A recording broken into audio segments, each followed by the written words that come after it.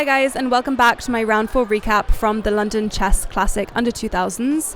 I actually have the most heartbreaking game ever for you today. Ivan, up to one point it seemed like a beautiful game. I was completely winning. If I don't kill myself tonight, I'm gonna live 1,000 years. And that is because I had the most winning position in the world and then I messed up and didn't win. Honestly, I couldn't film my recap last night after the game. I was crying, I was devastated. I was ready to quit chess. Just because, I really deserved to win this game, and then I lost all my confidence halfway through, and that's something I've been struggling with for this tournament for some reason. Basically, I had the white pieces against 1779 rated player. I have comfortably beat people of this rating, so it's not a scary rating for me. I played e4 and I knew he played the Sicilian. What I'd prepared for was close Sicilian with 2 knight c6. This is what I'd seen that he'd played in the past, but he didn't play this. And so I was out of prep here after d6, but I played my bishop b5 anyway, which was what my plan was. And I just decided to pretend it was the same thing and traded off my bishop. And the normal way to play this opening is with f4, but I played it in what you could call a quirky new fun way, with d4, because I'm a trendsetter, and this is soon going to be renamed the Lula Sicilian. So d4 and knight f6, this is actually the best move. I thought that he would take. I was quite surprised he didn't take. The queen is quite well placed on d4, but you can always chase it away after a move like e6, and you can cycle your knight through to c6 and chase away the queen. So it's not going to stay there forever, and it's not super scary. But okay, he didn't take. And then knight f6, knight f3, and g6. And here I thought, I have a fine position, I'm just going to castle. And if he ever takes, I'm happy. And then what my opponent, I think, really needs to do is play actively. And I really honestly think that taking is the most human thing, but he played very lazy opening, not to be rude, but he was just blasting off his moves. As you can see, at this point in the game, I'm already plus 1.5, and he has not used any time. He is on 1 hour 31 minutes, and I've used 6 minutes. So I've used my time, and I have the better position. Here, obviously, black is preparing to castle for the next move, so what we have to do is stop them from castling. This is why e5 is the only amazing move in this position, because you simply stop black from castling, even if it's going to be a pawn sacrifice after knight g4, because e6 is the only move to keep an advantage. And I saw this, and I had committed to playing it before even seeing a knight g5 follow-up, targeting this weak e6 pawn. But yeah, I was just very happy with this. I just thought positionally I'm doing really well here. He took, which he probably shouldn't have done, but it does seem very scary either way, because I will take if he doesn't, maybe. And then knight g5. And I really thought that maybe one of the best options was, there's no good option here. I thought maybe covering with this knight, because this knight is obviously hanging. So we have discovery on the knight, and we're planning to fork the queen and the bishop. What was played was knight f2, and I had seen this move. And I just took because I was very happy to go 2 pieces for the rook. Actually, what I did miss in this position is I can just take, and if they take my queen, then we have checkmate. So I probably should have done this first, but I simply just missed this mate because I've never seen anything like that before, and it wasn't on my radar. Because obviously I was just calculating takes queen, very silly of me. But I just took, and I'm very happy. I have a great position. As you can see, Stockfish agrees. Knight takes e6 anyway, bishop takes with check, king takes, and then pretty much everywhere the queen moves is bad. I really thought that maybe queen a5 was best, because after queen b6, which is what he did play, I have this amazing follow-up of knight d5, which chess.com is giving me a brilliant c4, because if you take my knight, I'm going to fork you and win your queen. So as you can see, I played literally the opening of my life, and I have no business not winning this game of chess. And obviously I'm just this Freudian self-sabotage where I think it's too good to be true, and I don't allow myself to actually enjoy anything ever. Queen c6 is the only safe move for the queen. And then here, what I considered doing was trying to set up a checkmate, but then I thought actually there's knight e5. And this looks a little bit tricky because tempo on the queen, I wasn't into this. I wasn't sure how I felt felt about it. I'm still winning, but it looks like I'm complicating things for no reason. So apparently the best move is queen e2, but I honestly think that anything is pretty much good here. So what I played was knight ec7 check, which is still a great move. And now king f7, and we can simply just take a rook. So now we have an extra piece. So there was no checkmate. I did look for a long time. As you can see, I'm down to 47 minutes because I spent such a long time looking for a checkmate, and there wasn't one.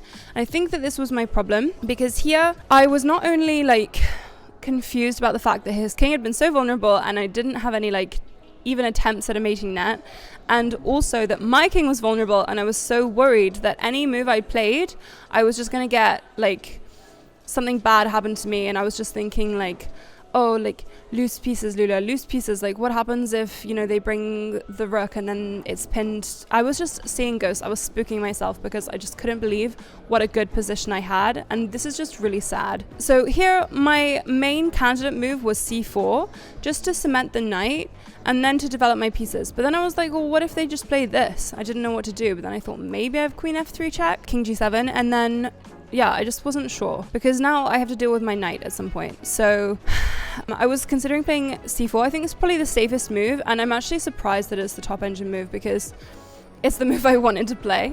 King g1 also is a move I want to play here, but I want to get my pieces out. I just kind of had this choice paralysis because I have a great position, but I have no clear plan, and it's not super clear on how I should be proceeding. I even considered b3 to put the bishop on this diagonal. I considered bringing the bishop literally anywhere except for where it blocks my protection of the knight. But I just played the most forcing move, which honestly the most forcing move is usually not even the best move. So I just played this check, and then I thought maybe I could grab this pawn, and they can't play rook here because then I can play queen takes, whatever they take, would I take their queen, and then I would be very happy, obviously, because I'm just up a rook. So I wasn't afraid of rook f8. Yeah, it just turns out that here I missed a way to save my knight because I played a bad move. I played queen c3 check, which is a blunder, and then I lose my knight, basically, because what I had missed was that now my knight has no exit. So I don't know really why I did this. I think clearly I just hate winning at chess. And here I should just play knight back. But now I was worried about this. And now I do have bishop f4. But I'd kind of seen like this. And then I didn't know what to do, but obviously the queen is hanging, and I think that's what I'd missed in that line, was that actually the bishop just attacks the queen. And I think what I'd missed is that the knight defends this, because obviously if rook takes, then just knight takes. So I think I just hadn't seen that. So I think this was my actual problem, was knight d5 was possible, and I didn't see that. So instead I played literally the worst move in the position. I'm losing my knight, so I didn't know what to do. Apparently bishop g5 here is good. It's what I was considering playing, but then after queen here and rook e1, I thought I'm just down the piece, and I really didn't know what to do. Like I was like, how am I really didn't see how I was better here. Okay, apparently I can play rook d1, and I have this mate in 5. I did not see that there was mate in 5. That's cool. Cool and fun that I didn't see it. Yeah, well, forgive me for not seeing mate in 5. I think my problem was that I became incredibly pessimistic about my position, which is something that I shouldn't be doing. So I just gave back the piece for a pawn, and now I'm just up one pawn.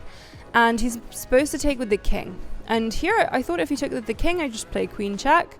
And then I just go into an ending where I'm up one pawn. As you can see, the position is equal. And I kind of just evaluated my position as equal, except it's not equal in any of the other lines we had. So I just found that I misjudged this, I suppose, because after pawn takes, I thought, yes, bishop g5, obviously we're keeping the pin, because if we don't deal with the fact that there's a pin, then all sorts of nonsense is going to happen with like knight e4 check winning my queen if he moves out of the pin.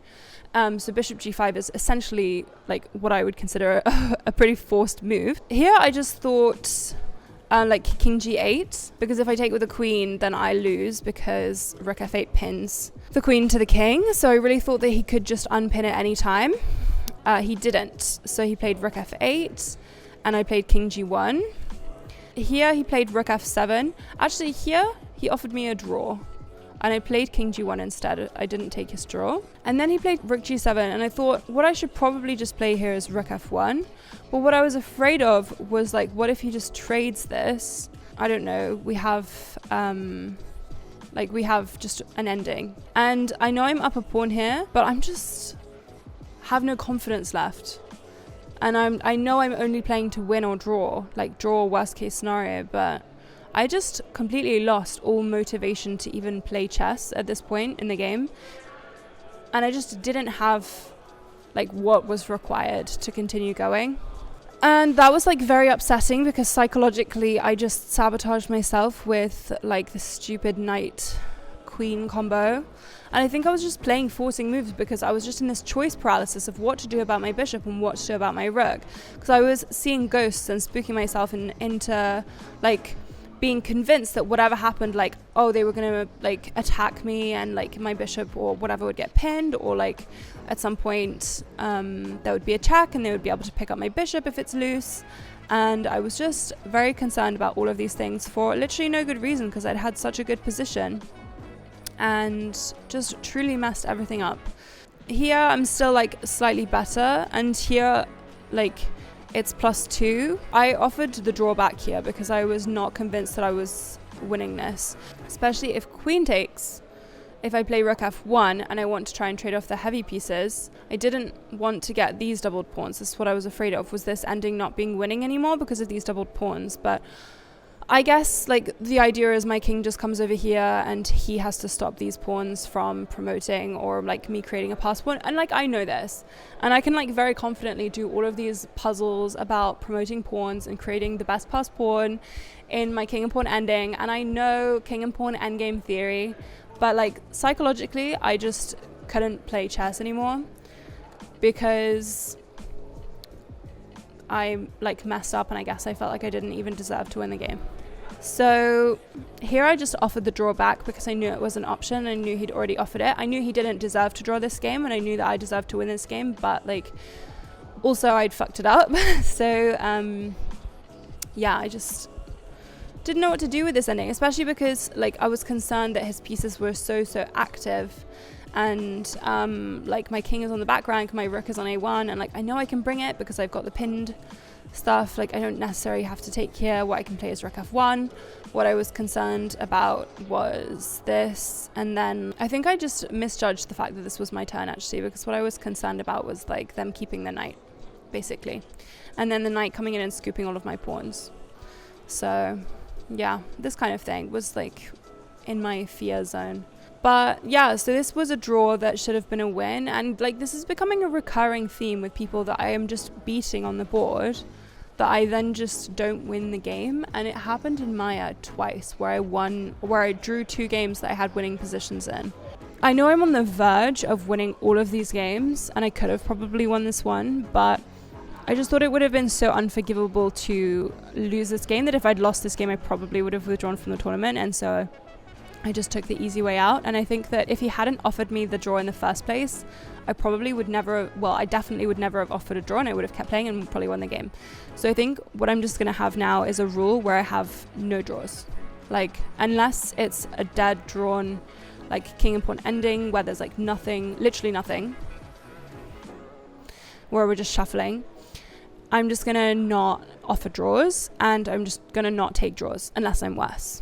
Only take a draw if you're worse. So I think this is a strict rule that I'm going to have with myself, because clearly I'm not psychologically strong enough to deal with it otherwise. And yeah, I was just very upset about this game. Not winning this game felt much worse than losing the other games. If you're not used to playing tournament chess, you won't understand what I mean by that. But sometimes drawing a game feels much worse than losing. Obviously, if I'd lost this game, it would have been horrible. But losing the other 2 games felt like no big deal at all compared to drawing this one. Like, I didn't even care that I'd lost the other 2 because my opponents just played well and they were just better chess players than me. But like, not to be rude to this man, but he was not a better chess player than me, and I think that was quite clear. I just have some clear psychological chess issues to work out on my own, which have nothing to do with the actual moves being made on the board. So yeah, I hope you enjoyed this recap. I'm not sure how many of you actually will have enjoyed it. But now I have to go and play another game of chess, and I have to play a 9-year-old child. So at least you can live with the fact that you're having a better day than I am. Please like and subscribe if you haven't already, and I will see you in the next recap. Bye guys.